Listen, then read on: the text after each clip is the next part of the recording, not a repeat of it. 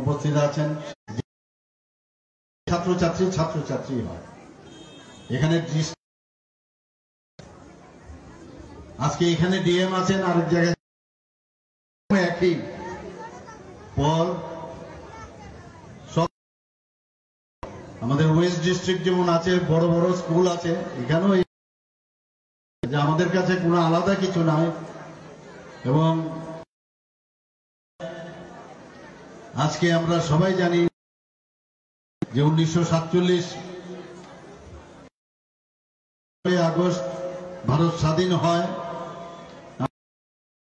করি এবং ক্রমান্বয়ে সেটা চলে।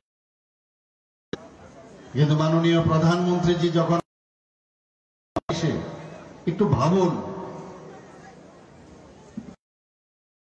প্রতি ভাবনা যারা এই দেশ বলিদান হয়েছেন বা এই দেশ জন্য বা যারা এই দেশকে খণ্ড বিখণ্ড করার একটা চক্রান্ত করে তাদের প্রতিহত আমাদের বর্ডার সিকিউরিটি ফোর্স হোক, প্যারামিলিটারি যে হোক, তারা যখন বলিদান হয় মিলিয়ে তাদেরকেই আমাদের প্রধানমন্ত্রী যে জানাতে হবে।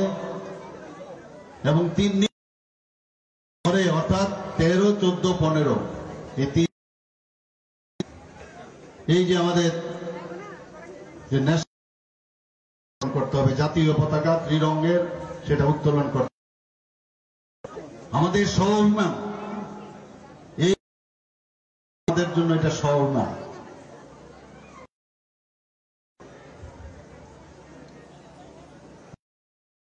আন্দোলনের জন্য কত মানুষ বলিদান হয়েছে করা আমাদের খুবই দরকার।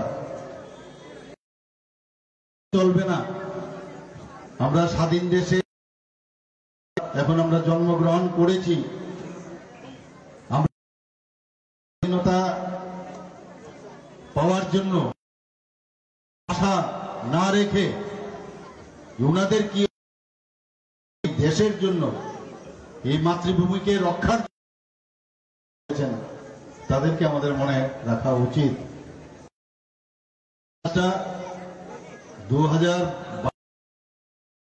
15 আগস্ট স্বাধীনতা দিবস উপলক্ষে আমরা হয়েছে হর ঘর তিরঙ্গা। আমরা সবসময়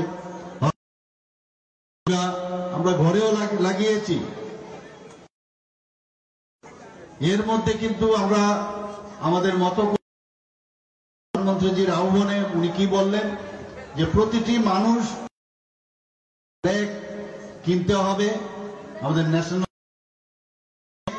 যে যার বাড়িতে ঘরে সেটা লাগাতে হবে। এই কাজটা যখন আমরা শুরু করি 2022 এবং 23-এও আমরা কিন্তু সেটা আমরা করেছি, আমরা সেটা করেছি। এবারে যখন নীতি আয়োগের বৈঠক দিল্লিতে হয়, দিন মুখ্যমন্ত্রী কনক্লেভ হয় এবং উনি আমাদের স্মরণ করিয়ে দিলেন। যখন মন কি বাত অনুষ্ঠানে উনি বারবার যে আমরা ভালোভাবে উদযাপন করি এবং যারা আমাদের দেশের জন্য প্রাণ স্মরণ করার জন্য উনি বলেছেন। এতে করে দুটো জিনিস হয়, আমাদের মধ্যে দেশাত্মবোধের প্রধানমন্ত্রী স্লোগান দিয়েছিলেন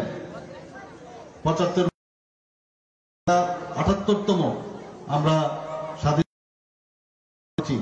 যখন 75 বছর হয়েছে বলেছিলেন 75 সীমান্ত কানা।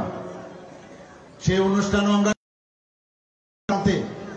আমরা সরকারি পর্যায়ে বেসরকারি পর্যায়ে জানতাম না, যারা আনসাং হিরোজ আমাদের এই দেশের জন্য বলিদান হয়েছেন তাদের আমরা সেখানে আমরা বিভিন্ন গ্রাম সংগ্রহ করি, সেখানে ফলকের মধ্যে এবং তাদেরকে আমরা সম্মান দিয়েছি। আমরা এবার আমরা যখন সেক্রেটারিয়েটে সেখানেও আমরা সিদ্ধান্ত নেই যে সেখানেও উত্তোলন করে ওই বীর শহীদদের আমাদের স্মরণ করতে হবে। তো বহু গ্রামে আমরা অনেকে জানি না আমাদের যারা সৈনিক বিভিন্ন প্যারামিলিটারি ফোর্সে পুলিশে তারা আছে, তাদেরকে আমরা সেখানে খোদাই করে সেখানে আমরা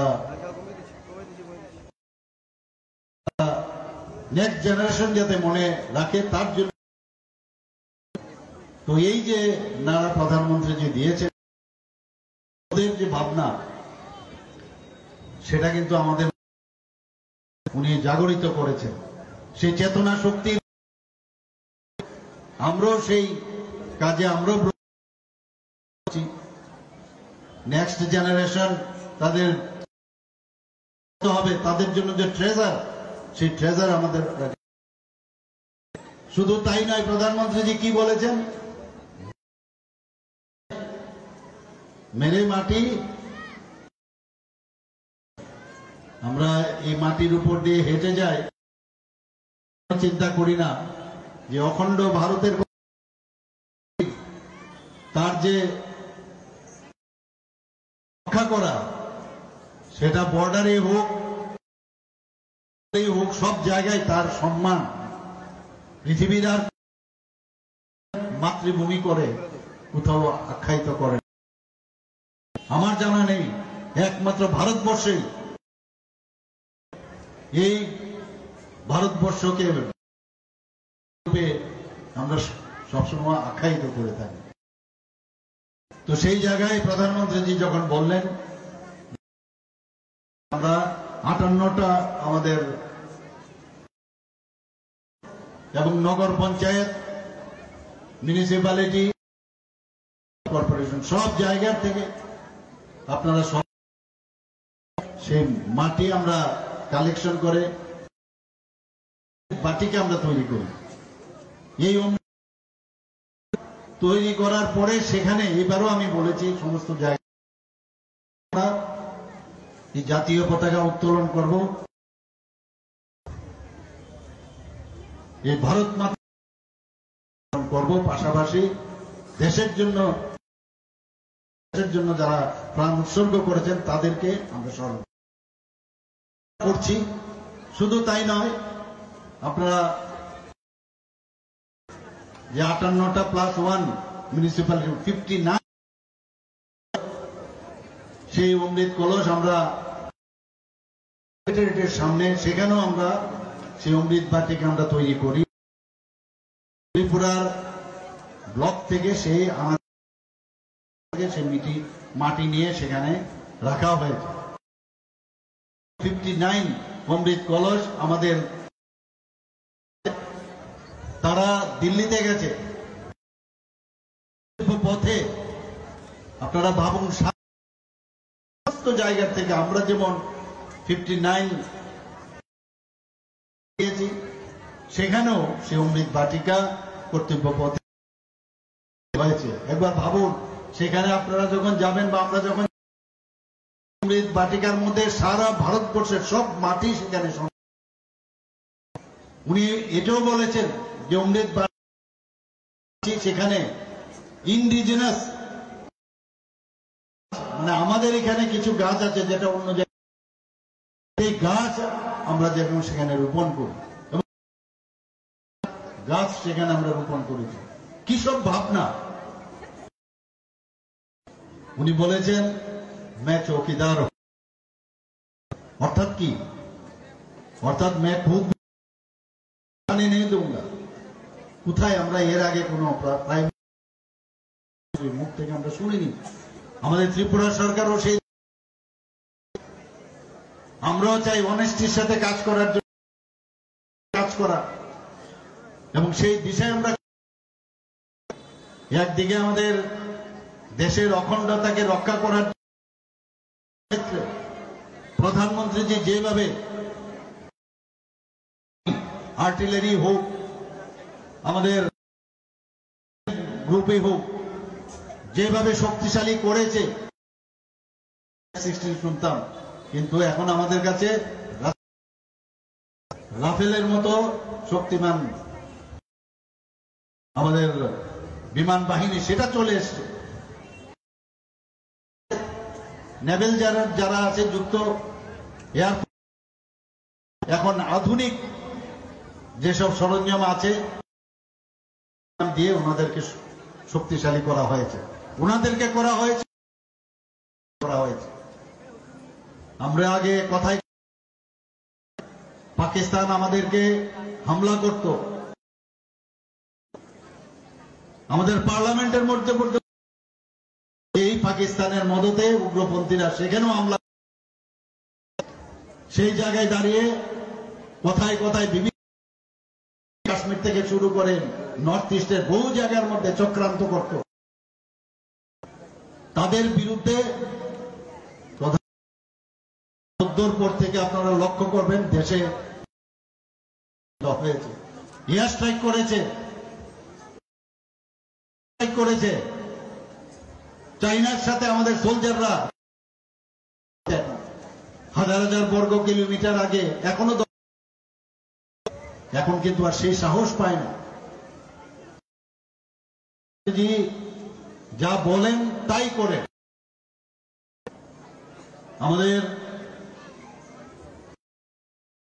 আমরা ভাগ্যবান যে এইরকম একজন প্রধানমন্ত্রী আমরা পেয়ে, আমাদের রাজ্যে বিভিন্ন স্কিম সাধারণ মানুষের জন্য আমরা করেছি। সেন্ট্রাল গভর্নমেন্টের স্কিম আমাদের, আপনারা সবাই জানেন যে প্রধান এই স্কিম পৃথিবী এত বড় স্কিম কোথাও হয়নি। সবাই আশ্চর্য হয় টাকা করে প্রতি বছরে। ত্রিপুরা তো সেটা হয়েছে প্রায়, আমরা আয়ুষ্মান কার্ড আমরা বিতরণ করেছি 100% স্যাচুরেশন পয়েন্টের, কিন্তু তার একটা ক্যাপিং আছে যে এই আওতায় আসবে। আমরাও সাহস করলাম, বাকি যে আমাদের ত্রিপুরার তাদেরকেও আমরা একটা এই ধরনের পারি। তার জন্য মুখ্যমন্ত্রী জন আরোগ্য 5 লক্ষ প্রতি বছর সেটা পাবে, সেটাও আমরা আস্তে করে আমরা আইএলএস কে এর সাথে যুক্ত করেছি, টিএমসি ত্রিপুরা মেডিকেল কলেজকে যুক্ত করেছি, আরো প্যানেল হসপিটাল গুলো আছে সেগুলো ধীরে মানুষের স্বাস্থ্য সুরক্ষিত। একদিকে প্রধানমন্ত্রীজি করছেন, আমরা সেই কাজটা করছি। আপনারা জানেন একটা অভিযান আমরা শুরু করেছিলাম, অর্থাৎ এই যে এতগুলো 13টা ফ্ল্যাগশিপের স্কিম আছে এবং অন্যান্য যে সেগুলো সাধারণ মানুষের কাছে আমরা বলি যে 75% হয়েছে, 80%, কিন্তু যাতে 100% হয় তার জন্য অভিযান আমরা শুরু করেছিলাম।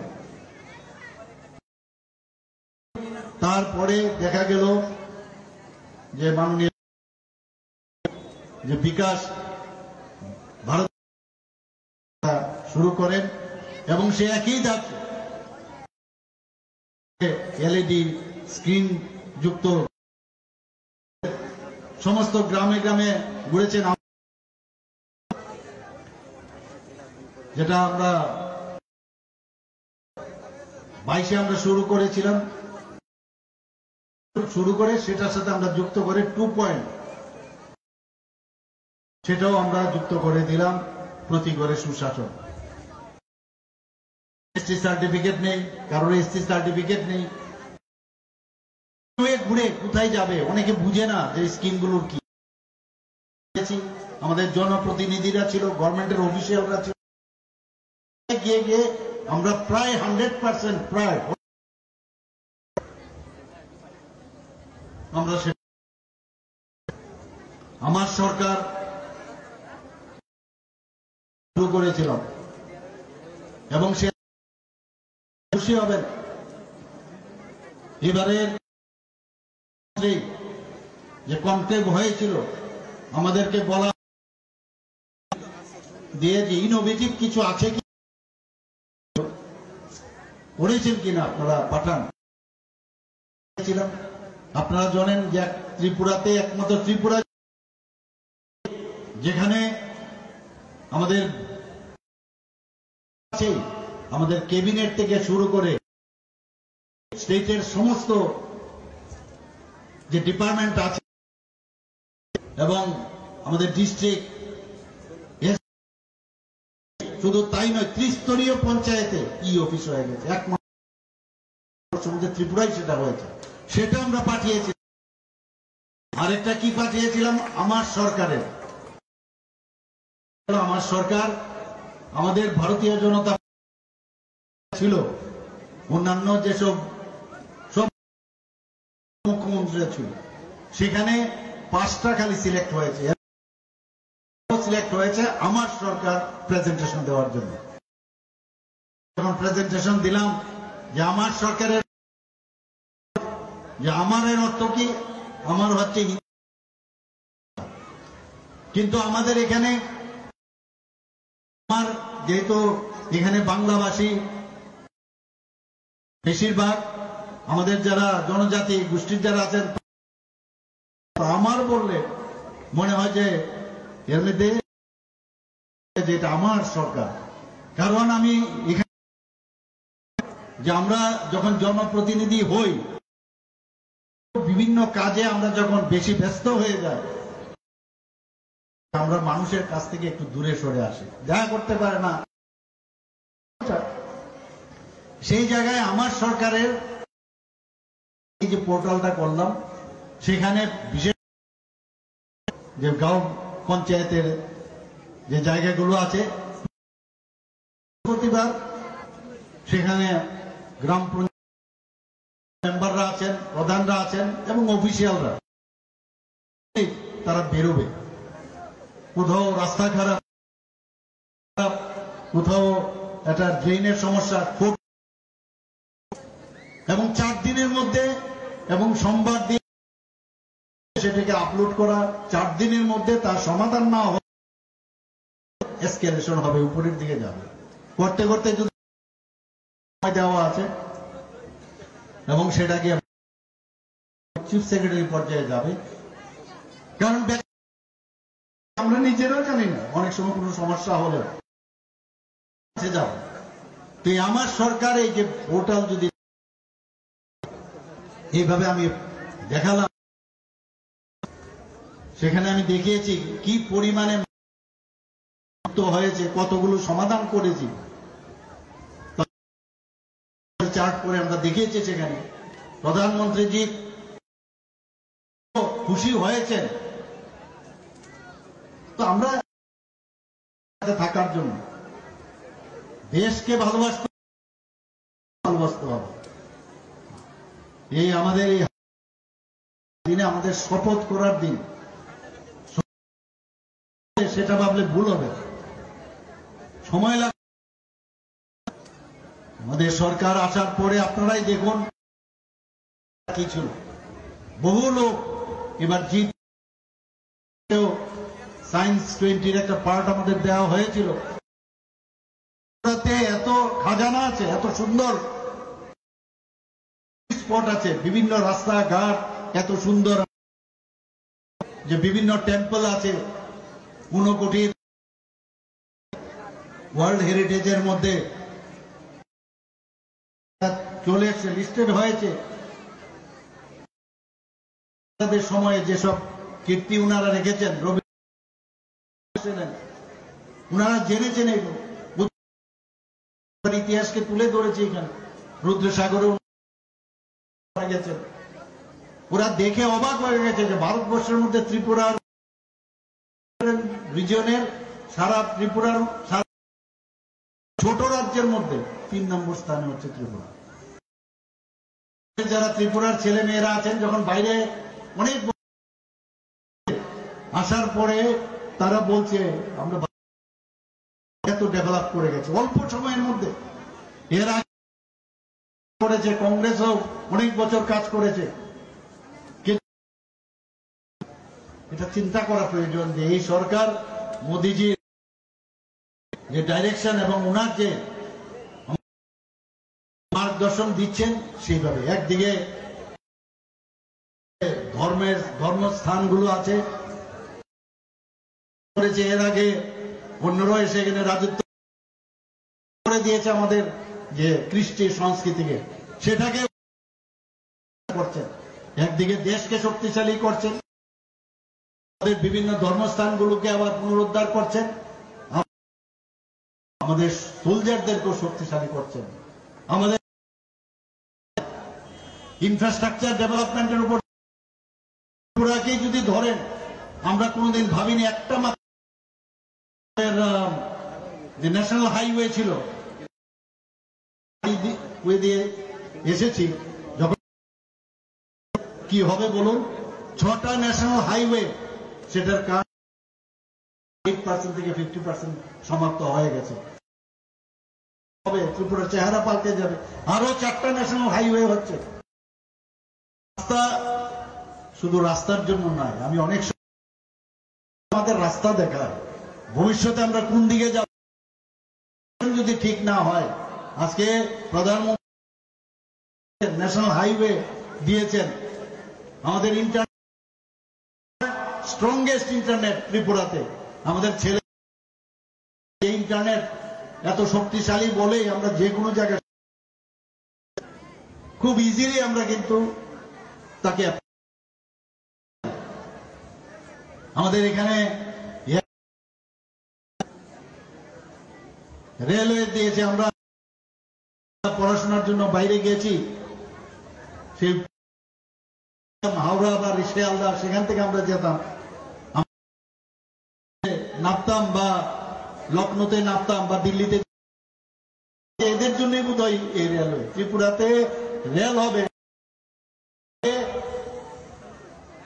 60-এর দশকে ধর্মনগরে একটা রেল এসেছিল, প্রায় 19 থেকে 20টা এক্সপ্রেস ট্রেন যাচ্ছে।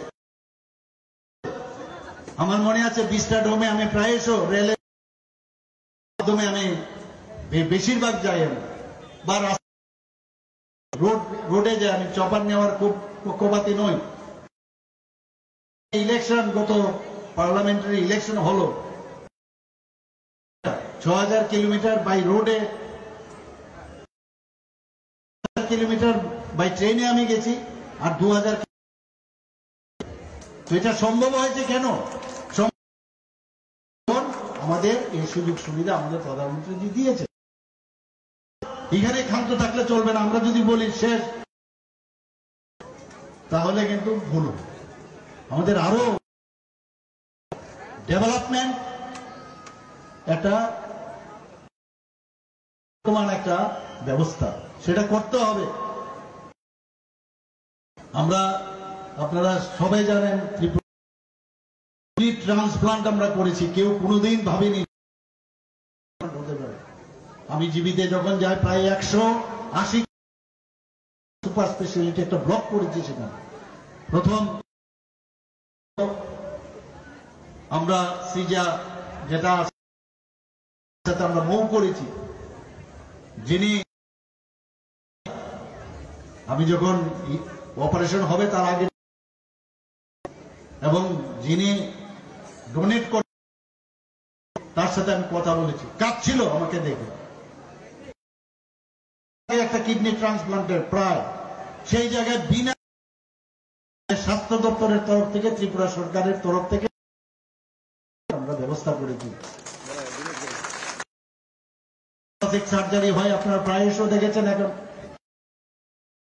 নিউরো সার্জারি কোথায় কোথায় মানুষ, সেই ব্যবস্থা আমরা করেছি। 9টা সুপার স্পেশালিটি আমরা সেদিন বৈঠক করেছি।